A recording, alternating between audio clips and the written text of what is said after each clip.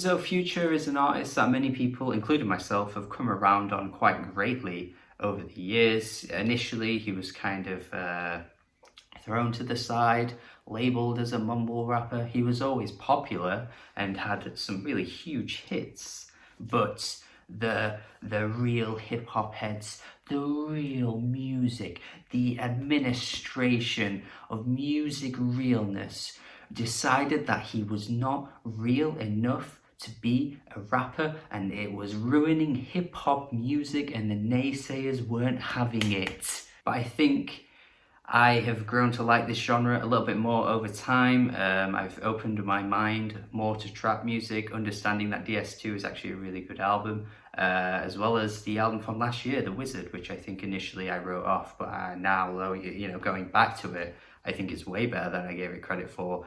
Mixtapes like Monster. These are good projects from Future, and although lyrically he's never really been the most poetic guy, and I would never really point out any of his lyrics as being worthy or good for that matter, but he does have a good ear for beats. He uses his voice in a really interesting way. I definitely understand if you hated it, but I also see the love for his music too. What tends to be a minor problem with his music, though, is that he just floods out his albums with way too many tracks, and it gets way too long, a bit repetitive for the style of the music that he's going for as well. But again, last year, I think The Wizard actually tidied up a bit of that issue, because even though it was lengthy and long and there were loads of songs on there was a decent amount of variety. And I think High Off Life continues that and carries that on, because I think there is a decent amount of variety in the track list here, even though we're talking once again like 20 tracks. Does the quality remain start to finish consistently? No, I don't think so, but I think overall it's a pretty good album, and yes, I'm very late to it, but I did want to kind of wait a little while to sit with it because it is long, and I wasn't sure if I was entirely in the mood for this lengthy album here. But you know what? I was kind of proven wrong. It's an hour long, just over an hour long, but I think generally most of the tracks hit pretty hard. Trapped in the Sun kicks off the album perfectly. Classic Future here. I think this really could go head to head, toe to toe with some of his best tracks on some of his, acclaimed albums. If you slotted this into DS2, I don't think it would be an issue. He's providing us with his swag delivery. He's providing us with a great beat. Once again, he has a great ear for this kind of stuff. Just nails what you'd expect from a Future song. Kicking off strong as well from there, you've got a few decent tracks that follow on from it. You have that Travis Scott feature, which I think is really good too. There's a great amount of features on this album, actually. You've got Lil Uzi Vert on his song. I think he sounds really bubbly and hyper, just like a little energetic child on his verse. He's sounding better than he honestly did on his album that came out this year, to be honest, which I thought was pretty bad. But here, I'm actually liking what he's bringing to the table. You've also got Thugger on Harlem Shake. Once again, Thugger doing what he does best. There's nothing really to say here about Thugger. If you heard him before, he's kind of bringing to the table what he usually does. I don't have an issue. I think he's doing what he does well. He's doing what he does in a way that's enjoyable, and I think if you're generally a fan of Young Thug, then you'd have no problem with these two teaming up here, because generally when they do team up on a song together, it usually works out quite well. There is a run of tracks that I do want to bring up because it completely flops. Like, you've got 4 tracks in a row in the midst of the album that I think really interrupt this project, to be honest. Like, it's a shame because I think it was going so strong, but then once you hit One of My, and then that 4-track run right up until Trillionaire, I could do without this. These are the kind of things that cement my worries for long albums from an artist like Future, because you do have those moments where you've got these tracks that are nowhere near as strong as some of the better ones, nowhere near as exciting as what he tends to bring, and it's just like, if you just trimmed down the album a little bit, you could have given us way better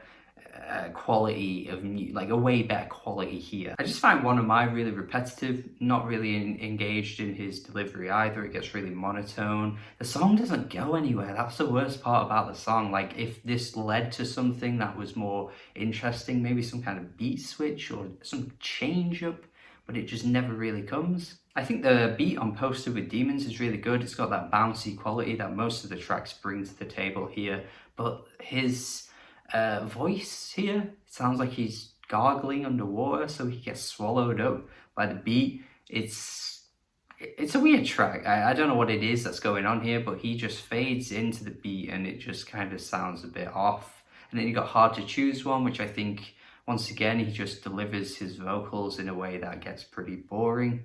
And I guess there's nothing really inherently bad about Trillionaire, but like the generic auto-tune style that it goes for just really sounds like anything you'd hear on like the Billboard Hot 100 right now. You know, you just get these really auto-tune rap tracks that kind of grate on my ears, and I just think this doesn't really work for Future. I mean, he obviously uses auto-tune and has for years, but I think this is just taking it a bit too far. I think it does pick up after that though. I mean, you do get tracks like Too Comfortable where the lyrical topic doesn't really particularly interest me. It's just generally some luxury rap.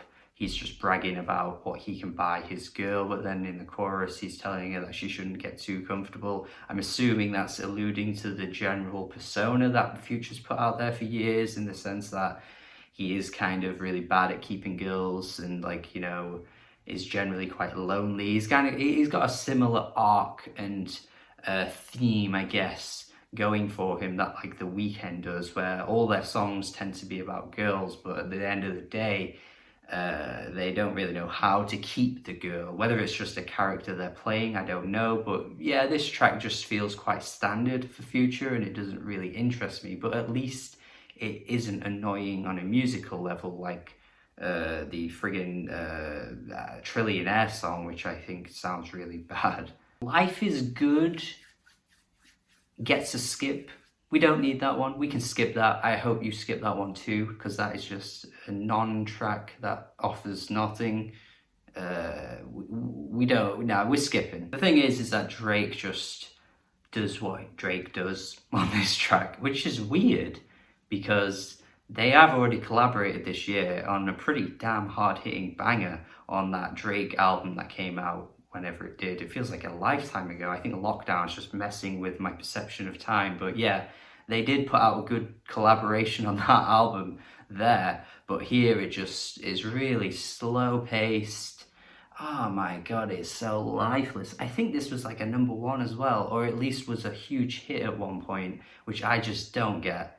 But after that, the final run of tracks is strong. I think the closing track, it might be a weird placing, aside from the remix, but I mean like the final track with Meek Mill. I think that's a weird placing because it kind of brings this huge amount of energy, this hypeness to the beat, but you probably could have thrown that in the middle of the album because that was really where the album started to drop a little bit. But even still, I think it's a great way to close out the album. Good track regardless. And I think overall, as much as I've been criticizing what I've, you know, heard here, I think generally, for the amount of tracks we've got, it's way more hits than misses. I mean, I think there are only really 5 that I mentioned that I don't think I'd really ever go back to, which, you know, like a 20-track album, you can't really say that's too bad of an issue. Like, it's not a massive problem to have a few tracks that you're gonna skip. And what Future is doing is generally what he's doing best on this album. So overall, it's pretty solid. It's enjoyable.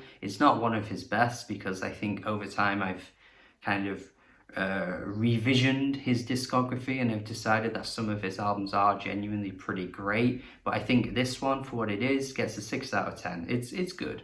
So thank you for watching my review. Hopefully you enjoyed it. Hopefully you agree. But do let me know in the comments, because I know this is a bit of a late review, but you know, it doesn't really matter. The album's been out. You've probably heard it now. Tell me what you think. If you agree, disagree. Thank you. Subscribe if you haven't already. That would be great. Have a good day and goodbye.